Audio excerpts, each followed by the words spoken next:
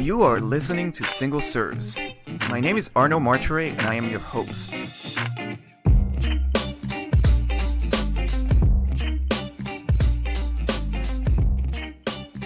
Single Serves is a podcast dealing with design, architecture, business, and city building in which I interview an expert on a specific subject matter. Together, we dive into that topic and challenge conventional thinking in a thought-provoking conversation. I sincerely hope that you will find these conversations as engaging as I did and learn a thing or two in the process. Don't forget to send us your comments, criticism, and praise. To do so, you can email us at hello@rvltr.studio or leave a comment online. You can also subscribe to the podcast on our website at rvltr.studio and follow us on social media under the handle at Révélateur_TO. It's REVELATEUR_TO.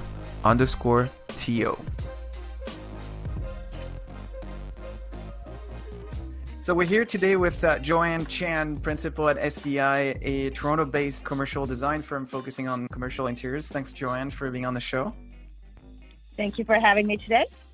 So what we're going to talk about today is leadership in times of crisis. But before we jump into the topic, can you tell us who you are and what you do in 3 sentences or less? Well, I'm first and foremost a mom with a teenager right now. But on top of that, I would say I'm a creative person that focuses a lot on making an experience for our sort of clients and their user experience. And the third, I would say I am a bit excited about things that are all technology and anything that's artsy has to do with experience. I really enjoy that side of things. So like I said, today we're going to talk about leadership in times of crisis. Can you tell us what that means to you? So I suspect, many of us are in a bit of a limbo right now. We can call this pandemic definitely something that is unprecedented. As a leadership in crisis, I would say, from my perspective, is someone that will provide not only support, but also empathy towards the situation from where we stand, and also kind of create some hope for the future.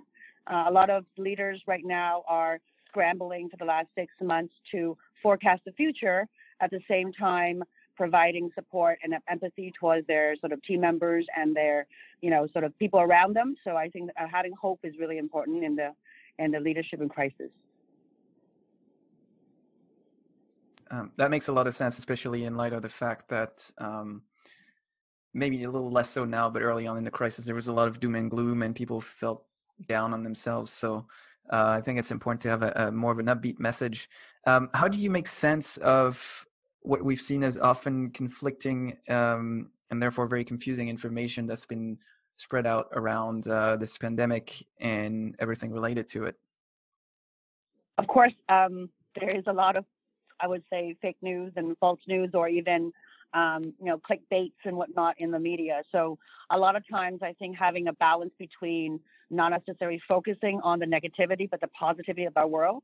And oftentimes, getting some break and some rest time during, let's say you shouldn't go to social media 24/7. At the same time, I think really doing the research is important. A lot of people do tend to focus on social media to get their news. So I think having some strong background on sort of what you're reading is really important. And also history has repeated itself quite a few times.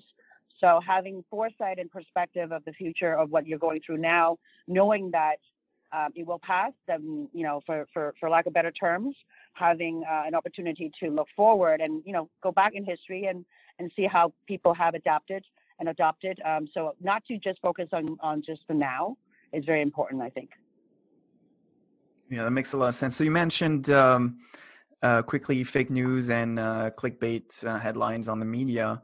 How do you deal with that, the possible large amount of false information that's out there? Do you have any tips or any tricks that you use to separate the false from the truth? Well, first of all, for and foremost, don't just get your news from Facebook. That's really important.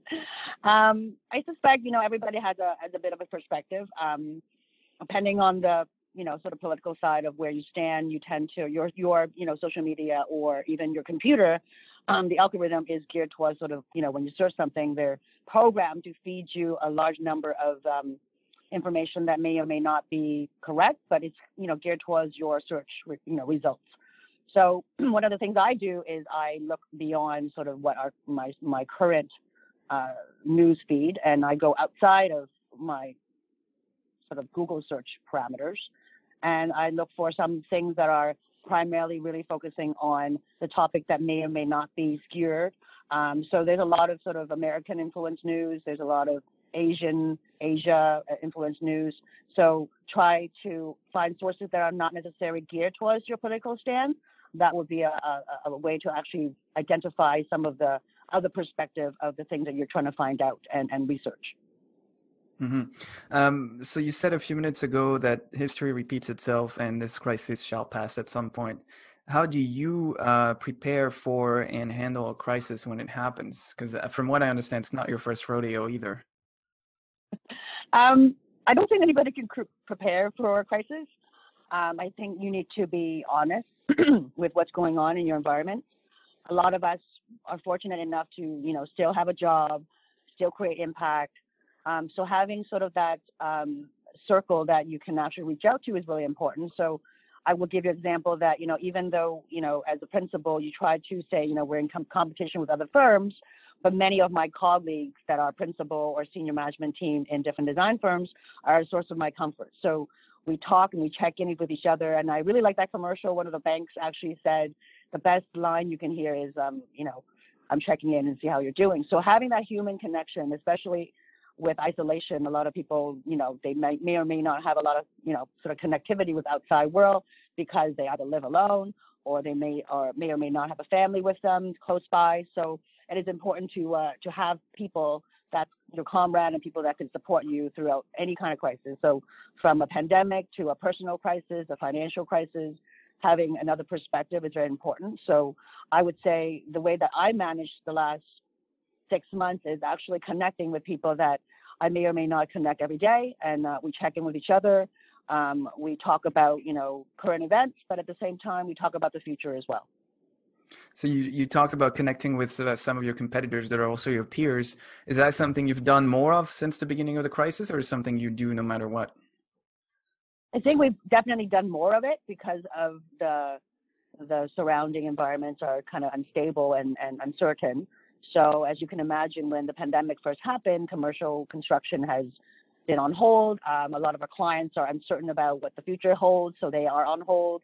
A lot of clients don't really know in a sense of, are they going to move forward with their project? So some financial aspect of things that they might have no control of. So everything seems to be in a pause.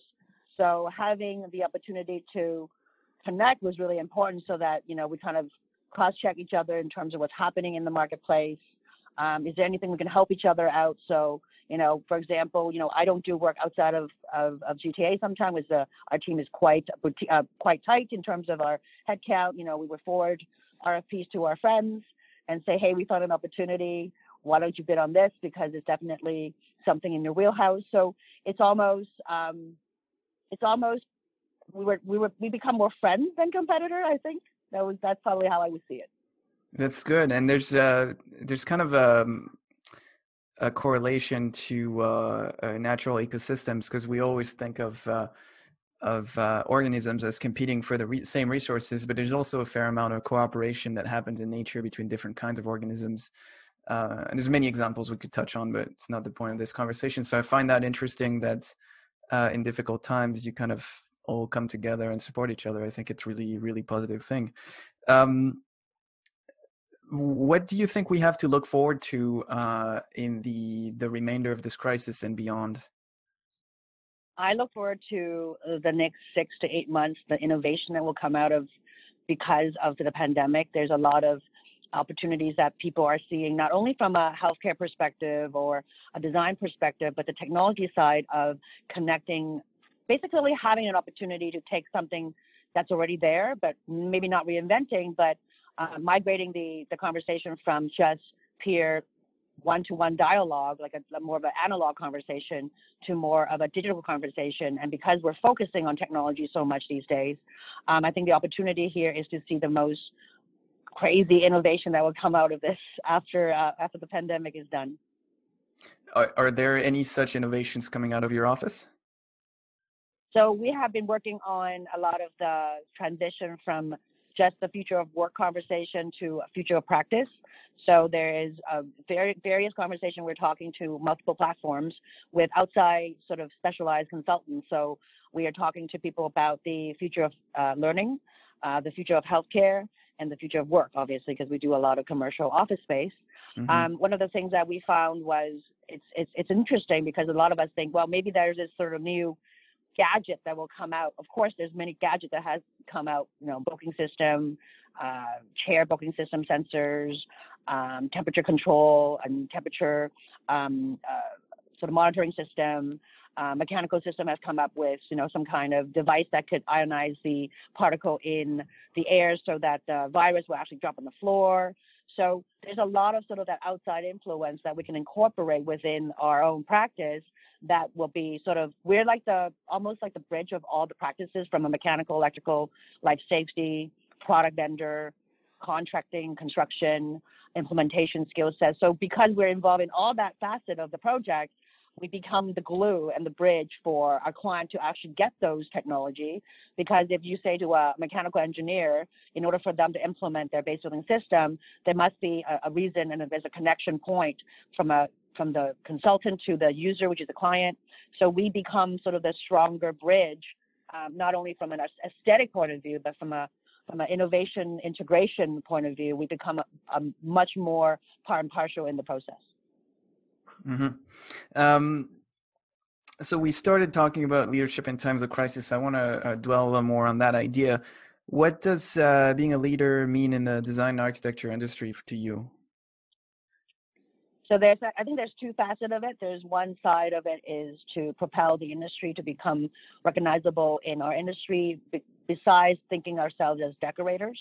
So a lot of the conversation in the last 20 years is to identify ourselves as more of an interior architecture side rather than a decorative side. So of course, mm-hmm. Decorative and design requirements and making things beautiful is part of our job. But a lot of our influence is definitely trying to push forward the conversation that we are subject matter specialists, and we are the ones who are trying to push not only from an architectural experience, but maybe a user and culture, as well as probability from an organization. We can translate that into space. So it's almost, we've come so far to be an organization, as in a society of organization. Let's call it a rodeo. Is our Ontario regulation board.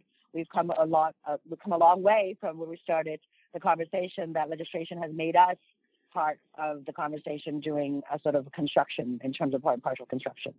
The second part of education, I think, really is to inspire. So when I was a kid, when I went to school, we were told, you know what, be a designer. You have to love the profession.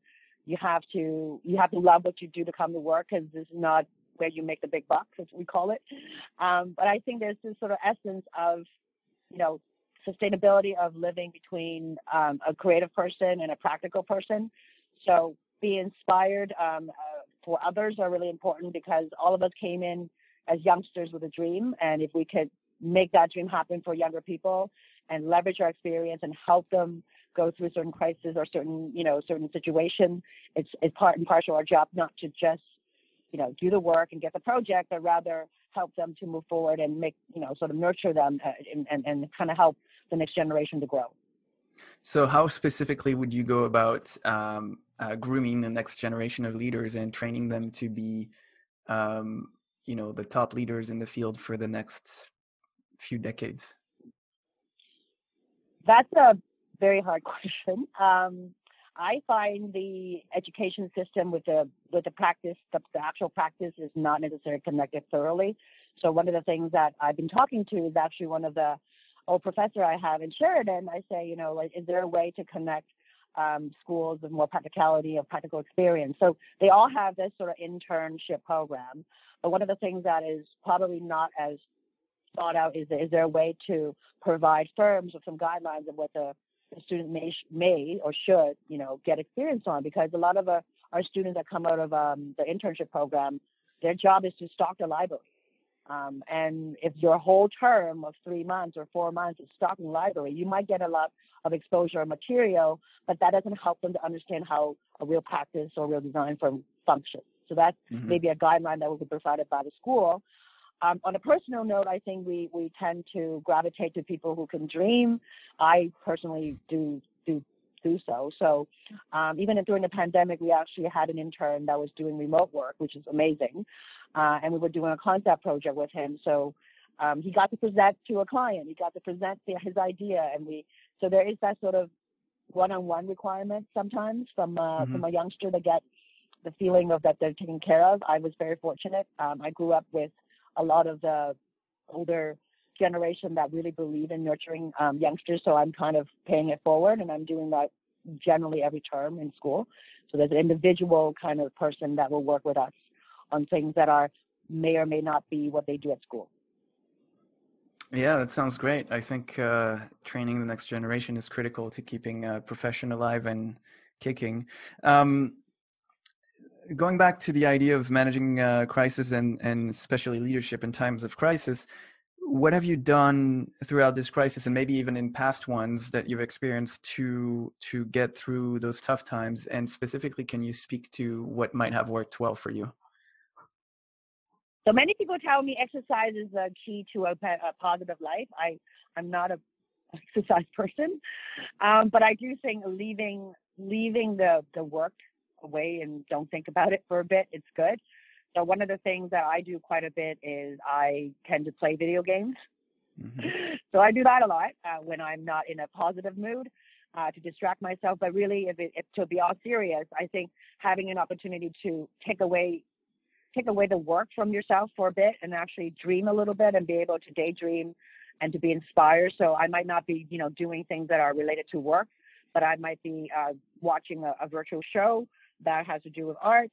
It could be I'm doing a virtual tour somewhere in the world that currently we can do sort of the art tour around the world, that kind of conversation. But also picking up some hobbies will be good too. That will be distracting to sort of the crisis itself. But from a professional standpoint, I think having the attitude towards improvement of self is really important. A lot of the things that I've been working on is to take what I already know and reinvent what I want to become. So I kind of have a journal system. I think about what it should happen in 3 to 5 years and have those goals. I tend to be a goal-oriented person, so I tend to write down what I want to achieve post-pandemic, 3 years from now and 5 years from now. That made me feel that there is something achievable within grasp, and I can map out the plan so that I can actually, go towards that sort of goal that I establish. So that makes you feel like you have a roadmap. So a lot of people tend to say, well, I'm going to do this in 5 years, but what's your roadmap to get to that 5-year point? And that does make me feel more secure as a person, I think, from self-growth, because I'm doing research on the thing I want to become. Therefore, it makes me feel like that I'm actually contributing to my self-growth and knowledge growth. So when you do that future-oriented thinking and mapping of the things you want to accomplish, where do you find the accountability to make sure that you stay the course? I guess. Or do you hold yourself accountable? Yes, and I think I would say the last 20 years, there is a reason for how I got to this spot, but a lot of the future thinking is also become flexible, or being flexible. So you can't say to yourself, I'm going to make $1 million in 5 years, and then you start doing the plan, and you're like, well, you have to be flexible because sometimes there's a pandemic in the real world. So holding yourself accountable is very important, because hitting the milestone is important, but also having flexibility in your plan is also very important, because a lot of us might get discouraged because sometimes you don't get there and you're like, oh, I spent 4 years doing this and now it's not doable anymore, and you feel like you've disappointed yourself. So having some flexibility in your plan is very important, and also being able to identify that maybe this is not your thing. So a lot of us come into our profession, especially creative profession, thinking that we'll be a rock star designer. I still don't think I'm a rockstar designer. I have a good practice. I create beautiful things. I change people's lives one chair at a time. But is it that I'm a rockstar designer? I'd probably take a long way to get there. So I'm okay to identify what my setbacks are and accept the setbacks because it's your ability. So having the sort of honesty with yourself and not hold yourself too hard on the things that you might say, well, you know, if I was to say, well, I'm going to be an artist in 5 years and I actually can't paint, that would be a problem. But, you know, knowing that you might want to be surrounded by creative environment, creatives that are a creative environment that will support your profession. So having the identification saying that this may not be the thing is also very important. Mm-hmm. And if you're not an artist now, but you want to be in 5 years, it's something you can learn too. Absolutely. So in terms of the things that you've done that have worked to get through the crisis, I want to ask you the corresponding opposite side of the coin question is, what are some of the things that might not have worked for you and you would recommend against or warn against? I tend to be very obsessive about some ideas. I think, as I just said, I've learned from the past that sometimes being pig-headed is great because you're determined and I would say stubborn is a good thing to have in some personality traits. I think one of the things is flexibility and be able to accept failure and learn from the failure and move forward from the failure is really important. So I would say the pros and cons. Don't be so stubborn, but also be stubborn. And also, I think reading too much current events is sometimes positive, but it does have an impact on your emotional health. Being able to learn to read your own body, read your own mind, and be able to step back and do things that may or may not be important at all. It might not be productive at all, but it's good for you. Then choose those things to do. So the last crisis was, I would say, 2008. That's when the pandemic, but that was when the financial crisis happened. I was quite stubborn. I didn't want to change. So I had to go through a bit of a garden path to get to where I am in, 2, 3, 4 years. It took a lot of that realization that maybe you're wrong. So you have to change course. It's okay, but learn from it. Mm-hmm. That's great. Those are most of the questions I had for you. But the last one I had is, do you have any last words for our listeners or any advice that you want to share? I think having my last piece of advice is to have fun. A lot of people say, well, I'm trying to make a living. I'm trying to pay the rent. I'm trying to take care of my children. How can I have fun? Well, I think everybody has their way of having fun. But being able to laugh about yourself and being to enjoy the moment, even though it might not be the best moment, will actually help personal growth because laughing and having fun makes you feel alive. So I would say have fun. I think that's a perfect thought to end on. So Joanne, I want to thank you very much for taking the time to participate. I think it was a very interesting and fruitful conversation. And I hope we can have more of those in the future. Great. Thank you very much for inviting myself and have yourself a great weekend.